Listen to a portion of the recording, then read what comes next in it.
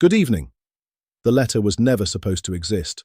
Written, sealed, dated, but never sent. It sat in a locked drawer in Clarence House for 8 months. 3 people knew about it: the king, his private secretary, and one advisor who had been present when it was written. Then someone photographed it and sent it to the Times.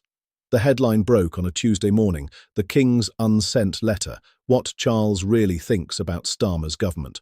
The article didn't publish the full text, constitutional concerns, legal advice, but it published enough: excerpts, selected paragraphs, the sections that mattered, and what they revealed was extraordinary. King Charles III, constitutional monarch, politically neutral, bound by convention to stay silent on government policy, had written a letter to Prime Minister Keir Starmer that amounted to a systematic demolition of Labour's environmental agenda. The letter was dated February 2025, 2 months after Starmer took office, right after the government announced its revised net zero strategy. Charles had read the strategy, and he had been furious. The excerpts published by the Times were devastating. Paragraph 3: "I must express my profound concern regarding the government's decision to approve new oil and gas licenses in the North Sea. This directly contradicts the commitments made at COP28 and undermines Britain's credibility on the world stage." Paragraph 7: "The weakening of environmental protections for housing development, justified as necessary for growth, represents a betrayal of the principles that this nation championed for decades." Paragraph 12: "I have spent 50 years advocating for the natural world. I have worked with governments of all political persuasions. But I cannot remain silent when policies are pursued that I believe will cause irreparable harm to the environment my grandchildren will inherit."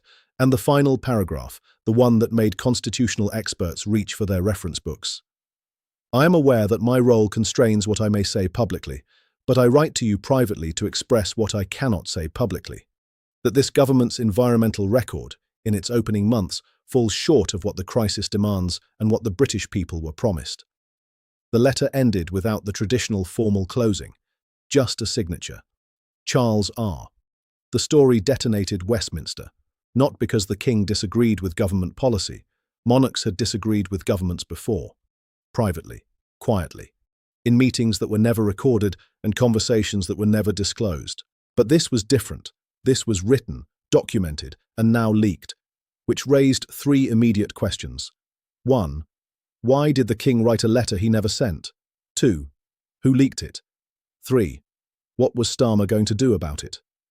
Downing Street's first response came within 90 minutes. A statement, carefully worded, clearly legal reviewed. The Prime Minister enjoys a constructive relationship with His Majesty. All communications between the Prime Minister and the King remain private. The government does not comment on leaked documents. It didn't deny the letter existed. It didn't deny the contents were accurate. It just said, "No comment." Buckingham Palace issued its own statement 2 hours later. His Majesty's communications with the government are private and confidential. The palace does not comment on leaked materials. Again, no denial. The lack of denial told the whole story. The letter was real. And now everyone wanted to know why it had never been sent. The answer came from an unexpected source: a former royal aide, retired, no longer bound by palace confidentiality agreements, willing to speak on background to a trusted journalist. The aide explained what had happened in February. The king had written the letter in a moment of genuine frustration, had shown it to his private secretary. The private secretary had read it and immediately understood the problem. If the king sent this letter, it would leak. Not immediately, not obviously, but eventually. These things always leaked, and when it leaked, the constitutional implications would be enormous. The monarch criticizing government policy, even privately, was dangerous territory. It could be interpreted as political interference. It could give ammunition to Republicans. It could damage the carefully maintained neutrality that kept the monarchy viable. The private secretary had advised the king not to send it. The king had agreed, but he hadn't destroyed it. He had kept it, in a drawer, as a record of what he had wanted to say but couldn't, and someone with access to that drawer had decided the country needed to see it. The political reaction split along predictable lines. Conservatives welcomed it, proof that even the king could see Labour was abandoning environmental commitments, vindication for their criticism of Starmer's North Sea policy. Liberal Democrats called for urgent talks between the PM and the King to restore constitutional propriety. Reform UK, through Nigel Farage, said something different. Farage gave a statement outside Parliament. The King wrote a letter he didn't send because he knew that if he sent it, he'd be accused of overstepping. So he stayed silent, kept his thoughts in a drawer, and the government continued policies he believed were wrong. Farage paused. That's not constitutional monarchy. That's constitutional imprisonment. The King is supposed to advise, to warn, to be consulted, but if he can't even write a private letter to the Prime Minister without fearing it will be used against him, what's the point? The cameras stayed on him. I'll tell you the real story here. The real story is that our constitutional system has become so fragile, so afraid of honesty, that the King of England can't tell the Prime Minister what he thinks without it becoming a crisis. But the biggest reaction came from somewhere nobody expected. Environmental groups. They had spent months criticising Starmer's revised net zero strategy, had protested, had lobbied, had written reports, and had been largely ignored. Now the King, the one voice in Britain that couldn't be dismissed as partisan or politically motivated, had validated everything they'd been saying. Greenpeace released a statement. If the King feels compelled to write a letter like this, perhaps the government should listen. Friends of the Earth went further. We call on the Prime Minister to meet with environmental organisations and explain how his government's policies align with the climate commitments Britain has made. Within 48 hours, a petition had been organised, not calling for Starmer's resignation, not demanding policy change, just asking for one thing. Publish the government's response to the King's letter, because if the King had written to Starmer in February, Starmer must have responded, and if Starmer had responded, that response was also a document, also written, also dated, also stored somewhere, also potentially leaked. The petition reached 100,000 signatures in 3 days, which meant, under parliamentary rules, it had to be debated. The debate was scheduled for the following Tuesday. Starmer would not be required to attend, but everyone knew he would, because this was no longer about environmental policy. This was about whether a Prime Minister could ignore a direct expression of concern from the King and suffer no consequences. The chamber was full when the debate began. The Environment Secretary opened, defended the government's record, cited investment figures, renewable energy targets, job creation.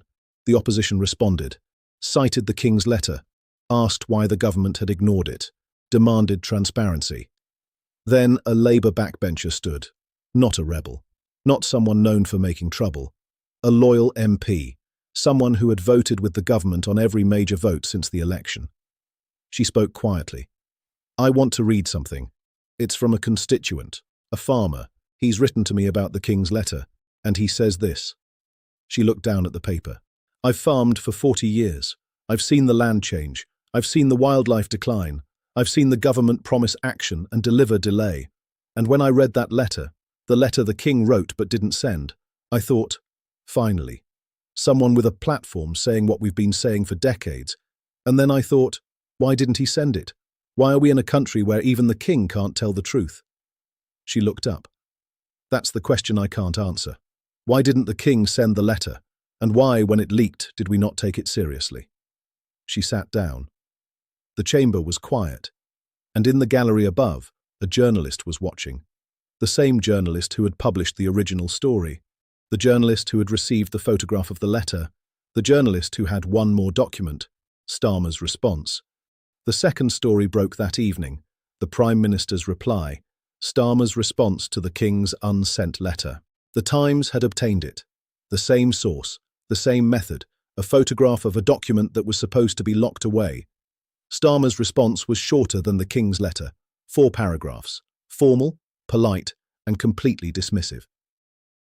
Paragraph 1 acknowledged receipt of the King's concerns. Paragraph 2 restated the government's commitment to environmental protection. Paragraph 3 explained that difficult decisions had to be made to balance environmental goals with economic growth and energy security. Paragraph 4 thanked His Majesty for his continued interest in these important matters. It was the kind of letter a senior civil servant might write to a concerned member of the public. Respectful, empty, final. The environmental groups noticed immediately, so did the constitutional experts. Because Starmer hadn't engaged with the King's concerns. He had acknowledged them and ignored them. The fallout was swift. The petition demanding transparency evolved into a petition demanding a meeting. We call on the Prime Minister to meet with His Majesty and environmental organisations to discuss Britain's climate commitments. It reached 300,000 signatures in 2 days. Starmer's approval ratings, already declining, dropped another 4 points. And then the King did something nobody expected. He accepted an invitation to give a speech, not about politics, not about policy, about the environment, at a conservation conference in Scotland. The speech was scheduled for the following week, and everyone understood what it meant. The King couldn't comment on government policy directly, but he could give a speech about the environment. And if that speech happened to contain language that echoed his unsent letter, language about credibility, about commitments, about the world his grandchildren would inherit, there was nothing Starmer could do to stop it. The speech happened on a Thursday. The King spoke for 23 minutes. He didn't mention the letter. He didn't mention Starmer. He didn't mention the government. He just spoke about the environment, about the urgency of the crisis, about the responsibility of this generation to act, about the importance of keeping promises. And in the middle of the speech, he said one sentence that every journalist in the room immediately recognized. We cannot remain silent when policies are pursued that we believe will cause irreparable harm to the world our children will inherit. The same sentence from the unsent letter, word for word. The King had found a way to send it after all, not privately, publicly, and Starmer couldn't say a word. The reaction was immediate. Environmental groups amplified the speech. Opposition MPs quoted it in Parliament. The petition reached 500,000 signatures, and Starmer, sitting in Downing Street watching the speech on a screen, understood that he had lost this fight. Not because the King had beaten him, because the King had done what constitutional monarchs do, advised, warned, expressed concern, and when that concern was ignored, found another way to make it heard. The letter had been unsent, but the message had been delivered anyway.